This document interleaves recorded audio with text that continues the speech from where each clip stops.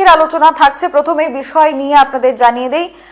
প্রথমত এডিসির নির্বাচনকে ঘিরে ইতিমধ্যেই নানান সমীকরণ, নানান পরিকল্পনা, রাজনৈতিক জল্পনা সবকিছু এবারে রাজনৈতিক যে শিরোনামে চলে এসেছে এবং তারই মধ্যে বিজেপি এবং মথার আলাদা আলাদাভাবে লড়াই করা, এটা কাদের জন্যে বা কোন ভোট ব্যাংকে বাঁচানোর জন্যে, বা এর ফলে বিজেপি এবং মথার মধ্যে কি সমানভাবেই ভোট ভাগ হবে নাকি কোনো একটা পরিবর্তন সেখানে দেখা যাবে।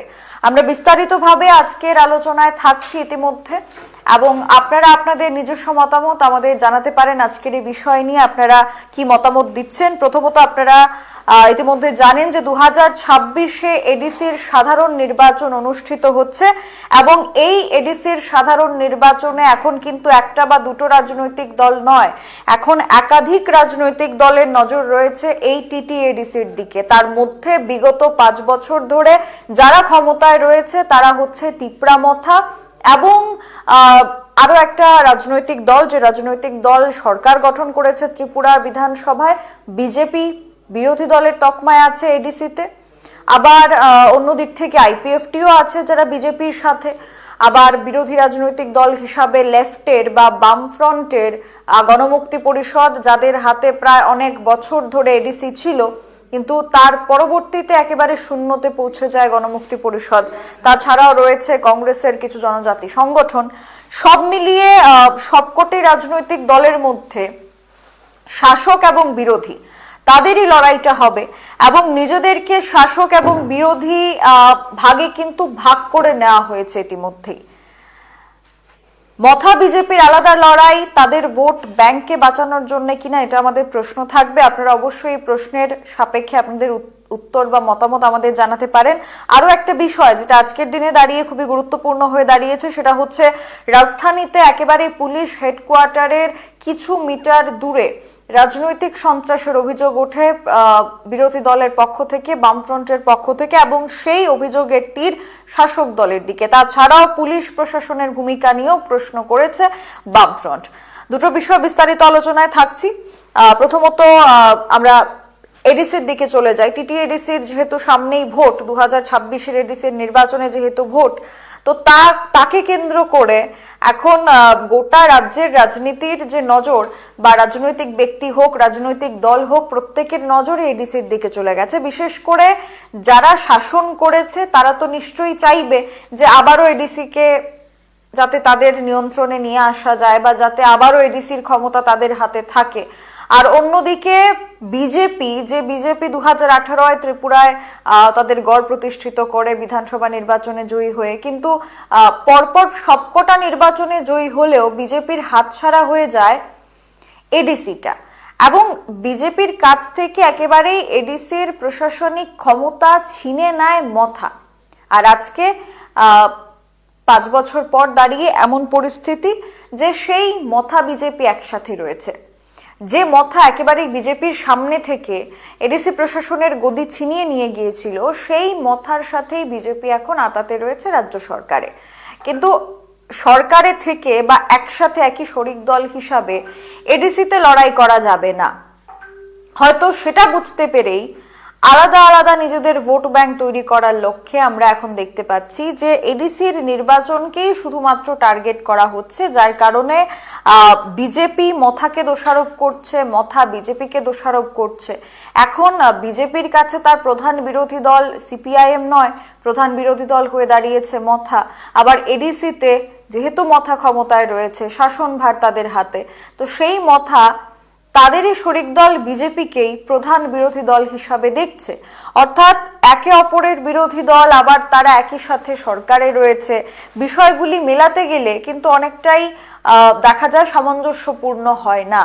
কিন্তু ভোটের জন্যই কি তাহলে এই আলাদা আলাদা লড়াই করার বার্তা দেওয়া হয়েছে? তাও আবার একই সাথে, যেখানে একটা সময় বিজেপি চ্যালেঞ্জ করছে, বিজেপির জনজাতি মোর্চা চ্যালেঞ্জ করছে মথাকে যে এডিসিতে কোনো কাজ হয়নি, যার কারণে এডিসির ক্ষমতায় আবার তিপ্রামথা কোনোভাবেই আসবে না, পরিবর্তন হবে, বিজেপির হাতে যাবে এডিসি।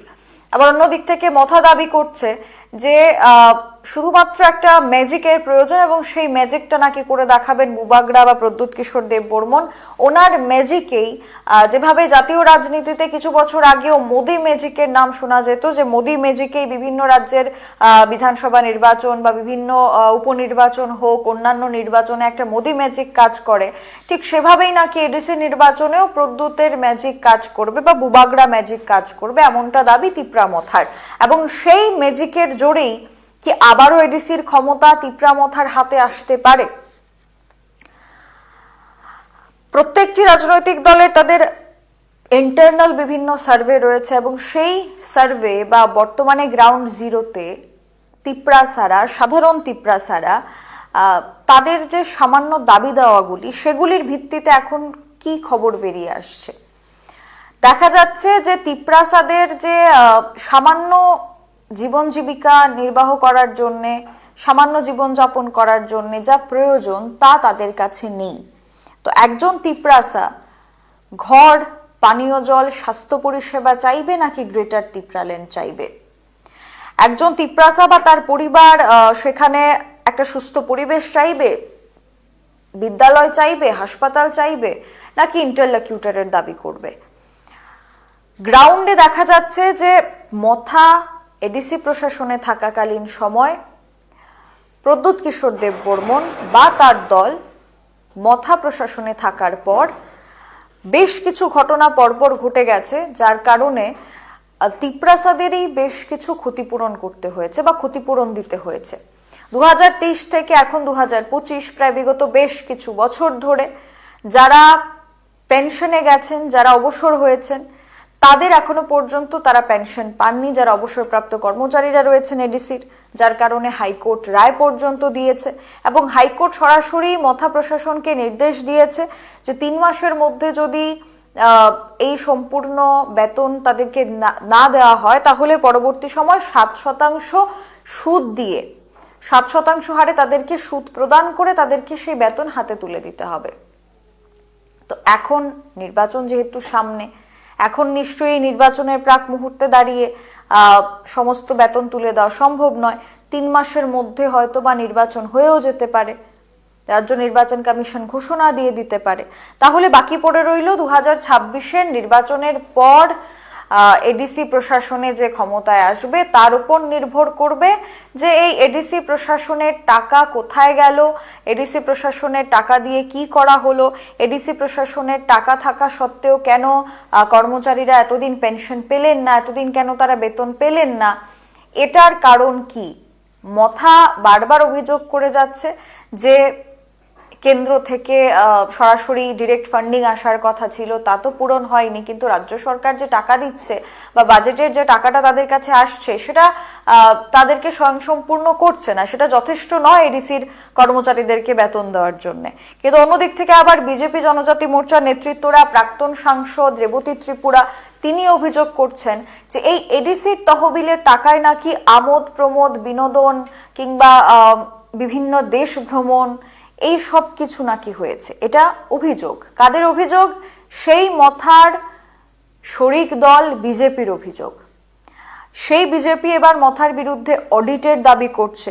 তো একটা না একটা দিক থেকে আমরা দেখতে পাচ্ছি যতই মথা বিজেপি একই সাথে রাজ্য সরকার পরিচালনা করুক না কেন, দেখা যাচ্ছে যে সেই মথা আর বিজেপি কোনো না কোনো ভাবে বিজেপি চারদিক থেকেই মথাকে ঘিরে ফেলেছে। কিভাবে? প্রথমত চুক্তিবদ্ধ হয়ে রয়েছে মথা কোনো বিষয় নিয়ে, তিপ্রাল্যান্ডের গ্রেটার তিপ্রাল্যান্ডের বিষয় নিয়ে বা অন্যান্য কোনো দাবি দেওয়া নিয়ে তারা কোনোভাবেই কোনো আন্দোলনে যেতে পারবে না। সরাসরি তিপ্রা মথার নাম হিসাবে বা তিপ্রা মথা একটা দল হিসাবে সেখানে কোনো আন্দোলন করতে পারবে না সরকারের বিরুদ্ধে। সেক্ষেত্রে দাঁড়িয়ে একটা হাত পা বাঁধা অবস্থায় তো আগে থেকেই ছিল, বিগত 20 মাস ধরে বা তারও বেশি সময় ধরে তো হাত পা বাঁধা অবস্থায় মথা রয়েছে। তার উপর আবার শরিক দলে যেহেতু মথা রয়েছে, সেখানে তাদের মন্ত্রীরা রয়েছেন, 13 জন বিধায়ক যারা সমর্থন করেছে বিজেপি সরকারকে। এবার তাদের একটা আলাদা সুযোগ সুবিধা, শাসক দল হিসাবে একটা আলাদা সুযোগ সুবিধা তারা পাচ্ছেন। এবার সেই সুযোগ সুবিধাগুলি কম্প্রোমাইজ কি করতে চাইছেন না বিধায়করা বা মন্ত্রীরা, তিপ্রা মথার যারা প্রতিনিধিত্ব করছেন তার কারণেই কি প্রদ্যুৎ কিশোর দেববর্মনও সেই সরকার থেকে বেরিয়ে আসতে পারছেন না?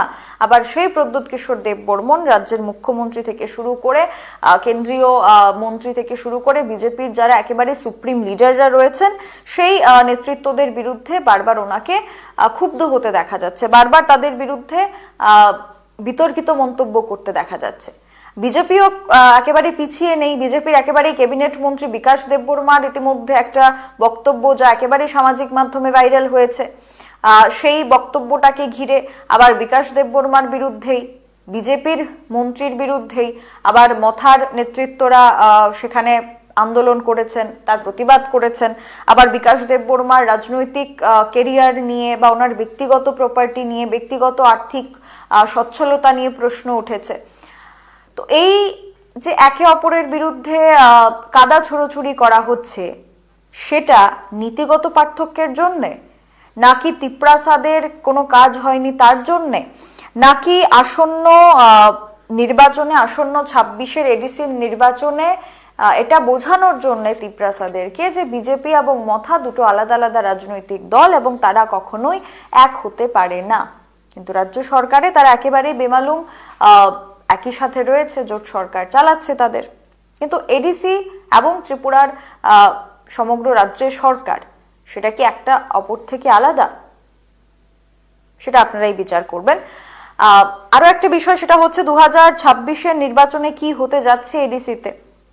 যদি আমরা কিছুটা পেছনের দিকে যাই তাহলে দেখা যাবে যে 2021-এর আগে যে হাওয়া বইছিল বা যে পরিস্থিতি ছিল, সেখানে কিন্তু প্রত্যেক রাজনৈতিক দল বারবার বিজেপি সরকারকে বিভিন্ন কারণে, সেটা 10,323 হোক, সেটা একটা অ্যান্টি ইনকামবেন্সির একটা হাওয়া হোক, সেটা তৎকালীন মুখ্যমন্ত্রী বিপ্লব কুমার দেবের বিরুদ্ধে হোক, একটা স্লোগান থেকে শুরু করে গ্রেটার তিপ্রাল্যান্ডের দাবি বা গ্রেটার তিপ্রাল্যান্ডের দাবি নিয়েই হোক, একটা হাওয়া বইছিল বারবার বিজেপি বিরোধী হাওয়া। এবং সেই বিজেপি বিরোধী যে ভোটার, সেই ভোটাররা বিকল্প হিসাবে বেছে নিয়েছিল তিপ্রা মথাকে। সেই 2021-এর পরিস্থিতি এবং এখন 2026-এর নির্বাচনের আগের পরিস্থিতি, দুটোই আমরা দেখতে পাচ্ছি আলাদা হয়ে গেছে। যে সময়টাতে দাঁড়িয়ে প্রদ্যুৎ কিশোর দেববর্মন মঞ্চে 1 ঘন্টা ভাষণ দিলে সেখানে প্রায় 50 মিনিট খরচ করতেন বিজেপির বিরুদ্ধে বক্তব্য রেখে, সেখানে এখন উনি 1 মিনিটের বক্তব্যে আমরা দেখতে পাই যে না তো তিনি কোনো বিজেপি দলের নেতৃত্বদেরকে তিনি সেখানে টার্গেট করছেন, অতঃপর গ্রেটার তিপ্রাল্যান্ড বা ইন্টারলকিউটরের দাবি, সেই সমস্ত দাবিগুলি নিয়েও ওনার মুখে কোনো কথা শোনা যায় না। অর্থাৎ নিজেদের করা প্রতিশ্রুতি বা নিজেদের করা দাবি দেওয়া, সেখান থেকেই মুখ ঘুরিয়ে নেওয়ার চেষ্টা নয় তো? এবং সেই মুখ ঘুরিয়ে নেওয়ার জন্যেই কি নতুন নতুন করে বেশ কিছু এজেন্ডা তুলে ধরা হচ্ছে? তার মধ্যে একটা এজেন্ডা হচ্ছে যে তিপ্রা মথাকে বাদ দিয়ে এবার ওয়ান নর্থ ইস্ট একটা নতুন রাজনৈতিক দলের দিকে নিজেকে সেখানে তুলে ধরা, নাকি ককবরক ভাষায় রোমান হরফের দাবি নিয়ে আন্দোলন করা। তো এই সমস্ত বিষয়গুলি নিয়ে রাজনৈতিক ময়দানে ভোট ব্যাংকে বাঁচানোর জন্য পূর্ব পরিকল্পনা মাফিক আলাদা আলাদা দল হিসাবে লড়াই করার এই পরিকল্পনাটা 2026 এডিসির নির্বাচনে ঠিক কতটা প্রভাব ফেলবে সেটাই দেখার। এবং এখানে যেহেতু বিজেপির কাছে বিজেপির একটা ভোট ব্যাংক ছিল, মথার কাছে বিজেপি বিরোধী ভোট ব্যাংক ছিল, এবারে 26-এর নির্বাচনেও কি ঠিক সেই ভোট ব্যাংক বা ভোট পার্সেন্টেজ নিয়ে রাজনৈতিক দলগুলি খুশি থাকবে? এবং বিজেপিকে আইপিএফটিকেও জবাব দিতে হবে। তো বিজেপি আইপিএফটির জন্য ঠিক কটা আসন ছাড়বে সেটাও দেখার বিষয় রয়েছে। আইপিএফটি বিজেপির সামনে মাথা নোয়াবে কিনা সেটাও দেখার বিষয় রয়েছে। তার কারণ ইদানিংকালে আইপিএফটিও এবার তিপ্রাল্যান্ডের দাবি নিয়ে সরব হয়েছে। তো দেখার বিষয় যে এডিসির নির্বাচনে এবারের প্রতিশ্রুতির ঝুলিতে কি কি নতুন নতুন এজেন্ডা, নতুন নতুন প্রতিশ্রুতি থাকে সেটাই দেখার। আজকের মতো তাহলে বিদায় নিচ্ছি বিস্তারিত আলোচনা থেকে। আগামীকাল আবারও দেখা হচ্ছে আপনাদের সাথে। ততক্ষণ পর্যন্ত ভালো থাকবেন, সুস্থ থাকবেন। গুরুত্বপূর্ণ খবরাখবরের জন্য চোখ রাখবেন সোশ্যাল বাংলায়। নমস্কার।